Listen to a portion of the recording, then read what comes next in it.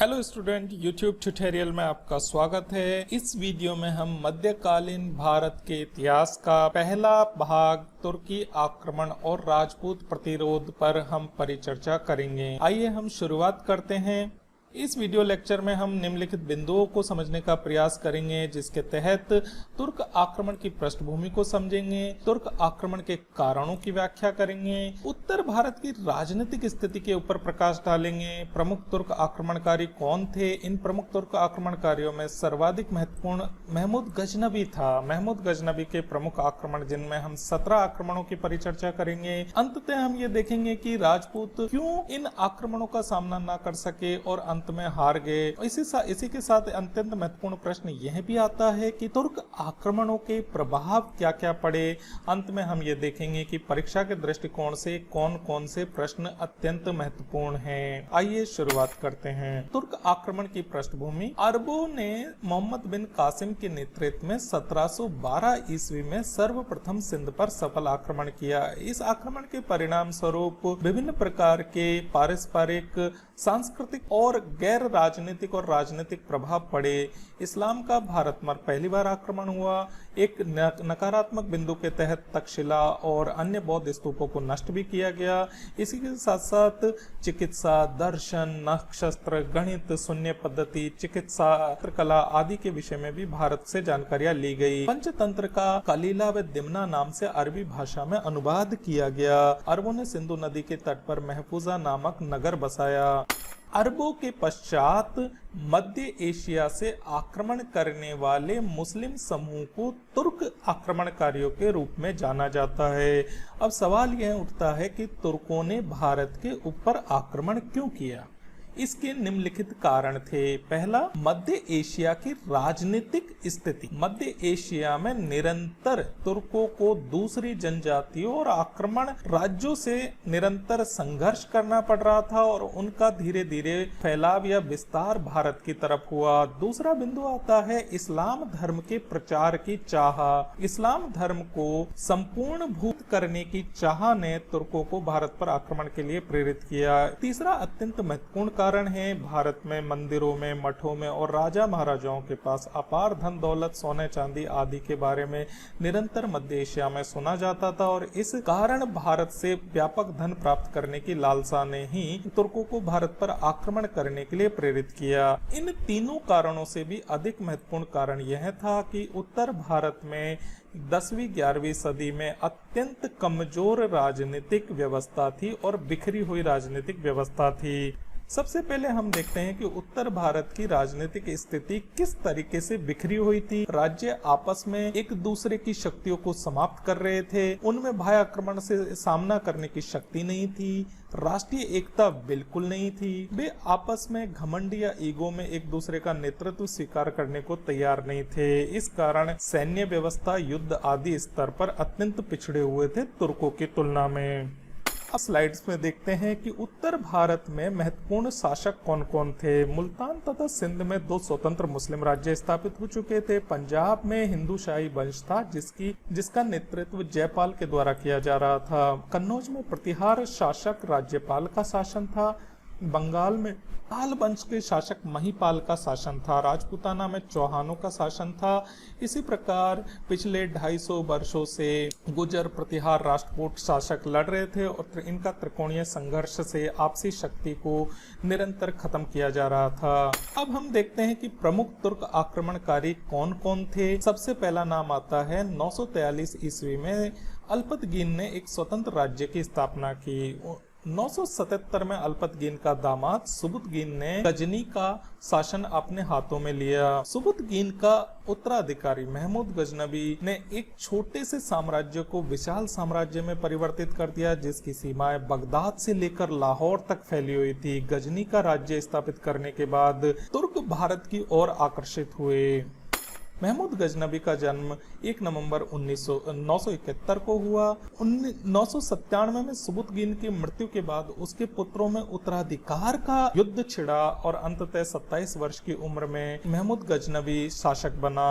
उसने खुरासन जीतने के बाद अपना राज्य विस्तृत किया और उसे इसी समय यामिना उद्दौला अर्थात साम्राज्य का दाहिने हाथ की उपाधि खलीफा ने दी। यहीं से यह वंश यामनी वंश के रूप में जाना गया। 32 वर्ष के शासन काल में गजनी अत्यंत छोटे से राज्य से विशाल साम्राज्य में बदल गया।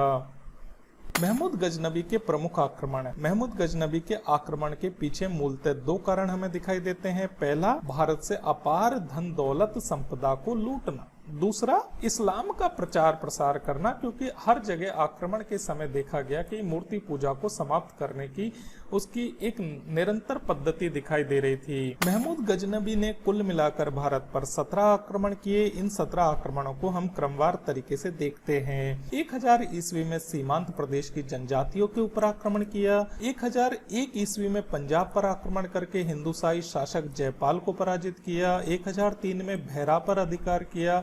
1005 में मुल्तान के शासक फतेह दाऊद को पराजित कर मुल्तान विजय की। सेबकपाल पर आक्रमण किया क्योंकि वह महमूद गजनबी के अनुरूप कार्य नहीं कर रहा था। नगरकोट पर 1008 में आक्रमण किया। नारायणपुर पर आक्रमण करके अलवर के क्षेत्र को लूटा गया। मुल्तान पर पुनः आक्रमण करके फतेह दाऊद को अंततः मुल्तान के शासक से हटा दिया गया। महमूद गजनबी ने 1013 ईस्वी में आनंद पाल के पुत्र त्रिलोचन पाल के विरुद्ध अभियान किया। 1014 ईस्वी में थानेश्वर पर आक्रमण किया और थानेश्वर की समृद्धि को लूटा। 1015 में महमूद ने कश्मीर पर आक्रमण किया। यहाँ विशेष सफलता नहीं मिली। 1018 में महमूद ने पुनः बुलंदशहर, मथुरा, कन्नौज आदि पर आक्रमण किया और इन ऐतिहासिक और धार्मिक और व्यापारिक नगरियों और मंदिरों को निरंतर उसने लूटा और बड़े स्तर पर खजाना एकत्र किया। 13वां आक्रमण उसका कलिंजर पर था। 14वां आक्रमण 1020 ईस्वी में महमूद ने पंजाब पर आक्रमण किया और पंजाब में मुस्लिम शासन की स्थापना की। ग्वालियर और कलिंजर पर पुनः 1022 में आक्रमण करके यहाँ से व्यापक स्तर पर धन दौलत प्राप्त की। अजमेर पर आक्रमण, अजमेर पर उसने दो भिड़ंतें हुई, यहाँ पर पीछे भागने के लिए मजबूर कर दिया। सोमनाथ पर आक्रमण अत्यंत प्रसिद्ध और बड़ा आक्रमण था और सोमनाथ के मंदिर और उसकी समृद्धि को लूटा गया। 1027 में उसने सिंध के जाटों को दंडित करने के लिए आक्रमण किया और 30 अप्रैल 1030 को महमूद गजनबी की मृत्यु हो जाती है। अंततः अब यह अत्यंत महत्वपूर्ण प्रश्न है कि राजपूत जिनका साम्राज्य 6वीं शताब्दी ईस्वी से प्रारंभ होकर निरंतर चल रहा था, आखिरकार वे राजपूत तुर्कों की महमूद गजनबी की सेना के सामने क्यों हारे? तो इसके मूल कारण थे राजपूतों की सामंती प्रणाली में। राजपूतों में संगठन की भावना का अभाव था। सामंती व्यवस्था पतनशील हो चुकी थी। सामंतों के नियंत्रण में सेना थी, जबकि तुर्कों की इक्ता प्रणाली अत्यंत प्रगतिशील थी और इक्तेदारों पर सुल्तान का बेहतर नियंत्रण था। दूसरा कारण आता है सामाजिक स्तर पर भारतीय समाज अत्यंत पिछड़ा हुआ था, जो जातियों उपजातियों में बटा हुआ था। एक जाति दूसरे जाति से लड़ रही थी, उन्हें बाहरी तत्वों से लड़ने की कोई परवाह नहीं थी। तीसरा कारण आता है धार्मिक कारण। भारतीय समाज में धर्म, सहिष्णुता और अहिंसा पर बल देता है, जबकि तुर्की सैनिक जिहाद के नाम पर उन्माद और एक उत्साह के रूप में इस्लाम धर्म की स्थापना के लिए युद्ध कर रहे थे। राजनीतिक कारक में राजपूतों की आदर्शवादी सोच, जिसमें वे धर्म का पालन करते हुए युद्ध करते थे, भागती हुई सेना पर वार न करना। पांचवा कारण आता है सैन्य कारण। सेना अत्यंत कमजोर थी। घुड़सवार सेना तुर्कों की तुलना में पिछड़ी हुई थी।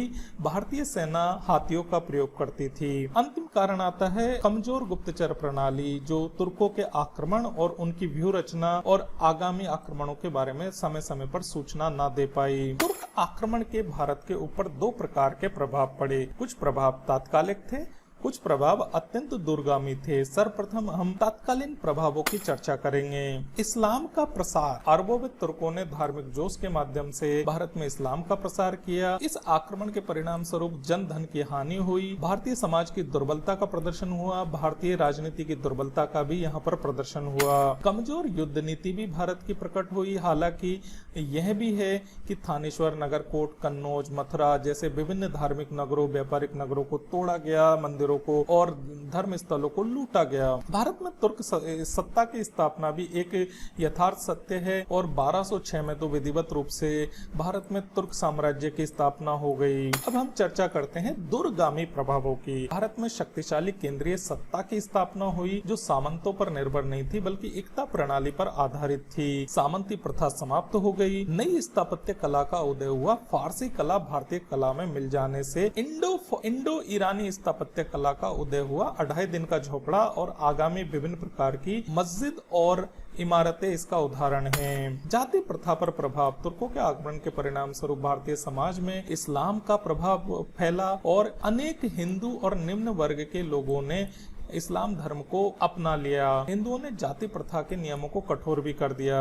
इसी के परिणाम स्वरूप तुर्कों के आगमन से शिक्षा की एक नई प्रणाली की शुरुआत हुई जिसे मदरसा प्रणाली कहते हैं। यह शिक्षा मस्जिदों में दी जाती थी। तुर्कों के आगमन के परिणाम स्वरूप फारसी भाषा का भी विकास हुआ। अंत में हम देखते हैं कि परीक्षा से संबंधित महत्वपूर्ण प्रश्न कौन कौन से हैं। सबसे पहला प्रश्न है कि तुर्कों के भारत पर आक्रमण के कारणों की व्याख्या करिए। दूसरा क्वेश्चन है महमूद गजनवी क्या एक लुटेरा था या फिर इस्लाम का प्रचारक? आपके कथन की व्याख्या करिए। राजपूतों की हार का मूल कारण राजनीतिक सामंती ढांचा था, क्या आप इस कथन से सहमत है? चौथा प्रश्न है तुर्क आक्रमण एक राजनीतिक घटना नहीं बल्कि एक व्यापक परिवर्तन लाने वाली घटना थी, क्या आप इस कथन के विषय में तर्कपूर्ण विश्लेषण कर सकते हैं? आप इन प्रश्नों का उत्तर व्हाट्सएप कर सकते हैं। Thank you so much. अपने सुझाव और अपनी प्रतिक्रियाएं मुझे इस नंबर पर सेंड करिए। Thank you.